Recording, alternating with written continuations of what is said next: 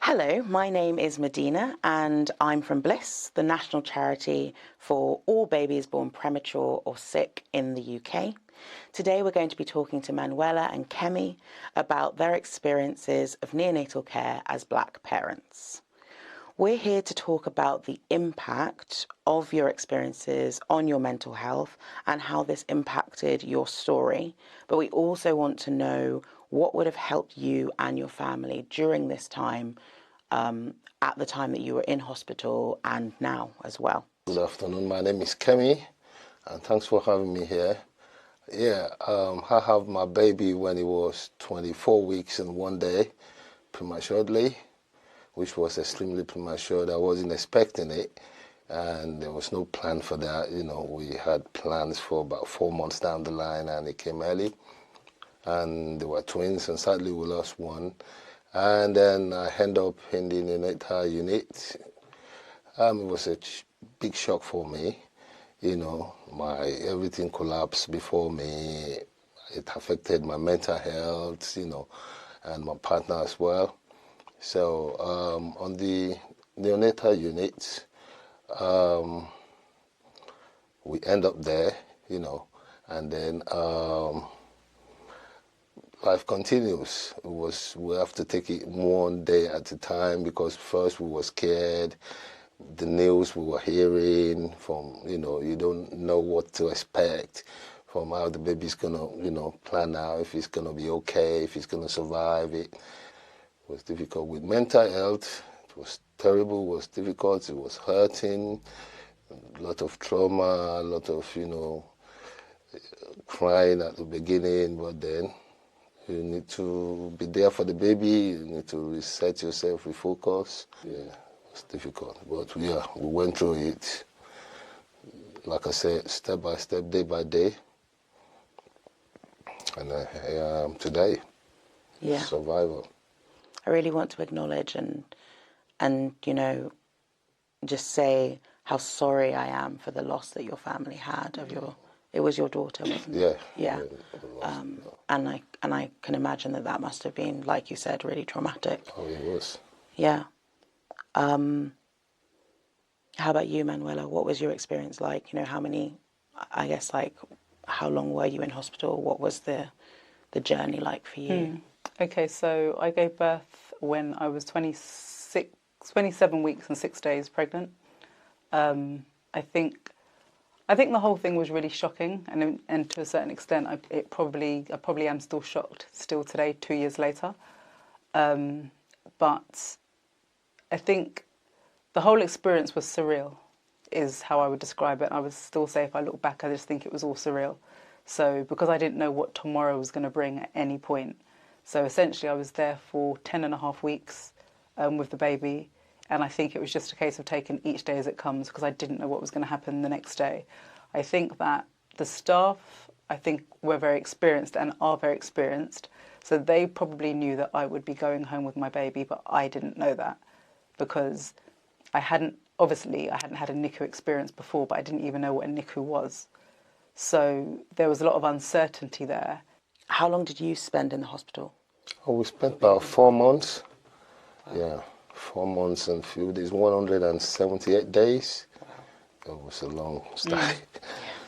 We did talk about the assumptions that were made about Black families due to their race by other families that were on the unit, sometimes by healthcare professionals. And I'd be interested to kind of talk more about your experience on the unit as Black people and Black parents. When they're asking you for the type of support you needed from them, it becomes difficult because there were not specific support stated. So, and you have to wonder, what's their aim? What's the plan? Because you were scared, there's a lot of questions that are being asked. Like, I remember I spoke about when they said something about safeguarding. They keep asking my partner, if maybe I've been violating her, maybe I was abusive, or I wasn't looking after her properly. And it was good if they've asked, I'm not against such questions or such protective factors, but They asked one, because my partner is not very versed in English, so they asked one nurse from, my country that works there. They asked her to talk to her separately behind me. She did. And then they called the GP, to ask again, get a translator to ask, so it became, and they've asked already, so it became a kind of, I was annoyed about that because I was surprised why do they keep going on over one specific thing. It's like they want her to change her mind or something, or to find a reason to fault me. So I found that, I didn't find that right as well. Yeah, I can understand that. Like you said, you got why they would ask initially, and like that's an acceptable and standard practice to protect people. Yeah. But to keep going back and going back, I think would make you feel, like you said, annoyed. I felt annoyed. I felt like, is it because I'm a black person? Did they think I'm aggressive? And do they think, I've been violating now? I don't know why they keep coming back and forth, asking the same question. It got to a point that my partner had to get annoyed as well. And, I said, she's not going to answer them if they ask her again. Yeah, that's difficult. Especially coming from the people that you're also relying on to look after you and your baby. Especially people you don't really know, and you're giving them your best assets. Yes. Yeah. Yeah. How about you, Manuela? Did you experience anything that you felt was... Not to that extent, and if I just speak into that, I don't think that question is normal, because I definitely made friends with other white families on the NICU unit, and I know, and I'd bet money on it, they wouldn't ask that question even once. I think generally speaking, I would say that there is a difference, just generally speaking, between, black and white people in the sense of the way that we deal with things. And I'd say that maybe there needs to be more training in relation to that. So whilst I'm saying that I wasn't treated any differently, I still think that they need to still be aware of the differences between us in that sense.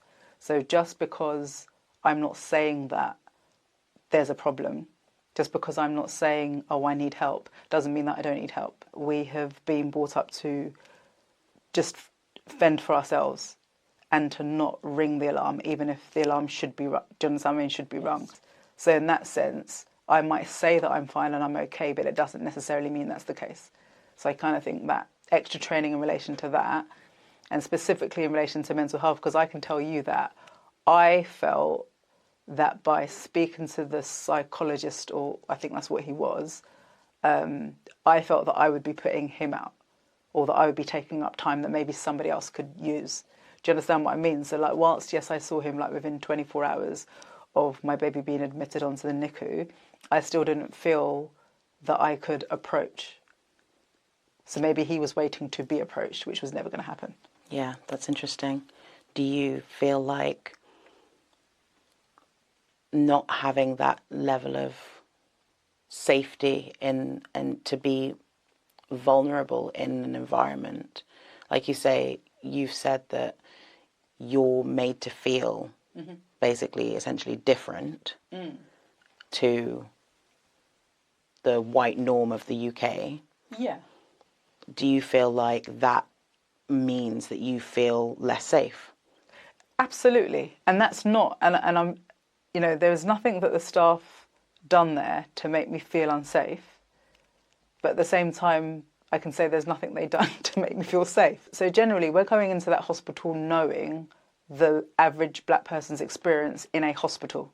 So one of the first things that you want to do is you want to make sure that you and your baby get out of there alive.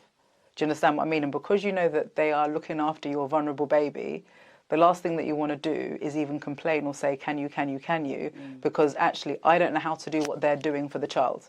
So therefore, you just have to keep it, well, in my opinion, I just felt that I just had to keep it, as subtle and basically be quiet. So I think there has to be and understanding that actually, because I'm a black person with a black lived experience in the UK, I might actually be feeling different. I might actually be feeling vulnerable. I might actually be feeling insecure because I'm black.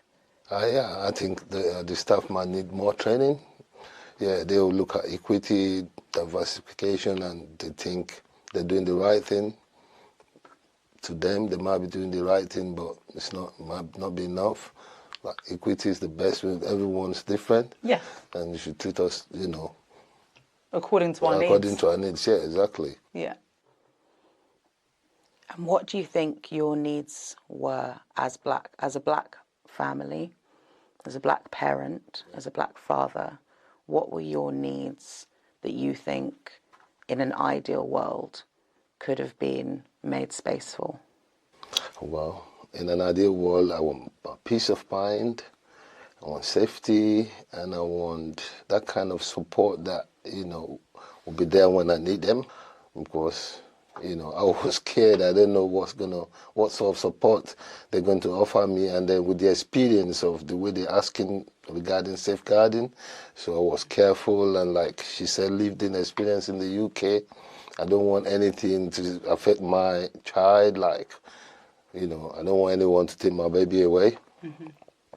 So that became a great scarce behind in my mind. So anything, if they're asking me for support, I'll be skeptical. I want to know what is on offer. I want to know where this is leading to.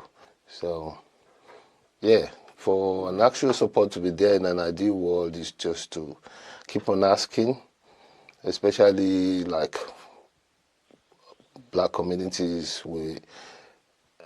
We assume to be, like she said, we say we're fine, superficially, but we might have troubles behind us or we're dealing with issues. So, but if they keep coming several times asking us questions, so that will probably help. Yeah. I think that's a really important point of coming back and allowing it to kind of, you to get to feeling safe and comfortable. And like you said, knowing what's on offer and what those things, what the journey is, what the avenue is that's leading down. Exactly. Yeah. Not wanting to have your baby taken away from you is a legitimate fear. Mm-hmm. And you need to know what's happening, what's going on. I think that, while we're talking about an ideal world, if we're recognising that actually a black person's lived experience in the United Kingdom is different, then I think maybe there needs to be like a provision for black parents. And it's like saying sorry to the others, this is not for you. Because what it is we're talking about people that are disadvantaged. So we're not saying disabled, but we're saying disadvantaged. So when people have a disadvantaged experience in the UK, what it is they get other provisions because of the disadvantage. So whether other people want to accept that this is our disadvantage, it is. It's our disadvantage when it comes to employment. It's our disadvantage when it comes to just going to the shop and having the security guard following you around the shop. It's our disadvantage even in education with fair marking and things like that. It's our disadvantage when the police look at us. We are disadvantaged in this country, full stop. So therefore, even in the medical system, etc., we are disadvantaged. So as a result of that, and again, I'm talking ideal world. I'm not entitled, so I'm not expecting it.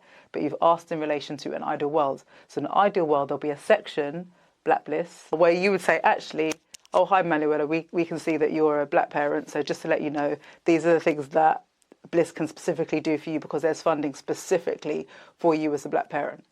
Do you think that person needs to look like you? Does that person need to be black to offer you that support? Yes.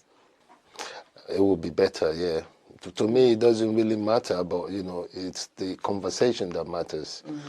Yeah. But if it was a black person, it would be better. Mm-hmm. There'll be, at least you can trust quickly. Mm-hmm. Yeah.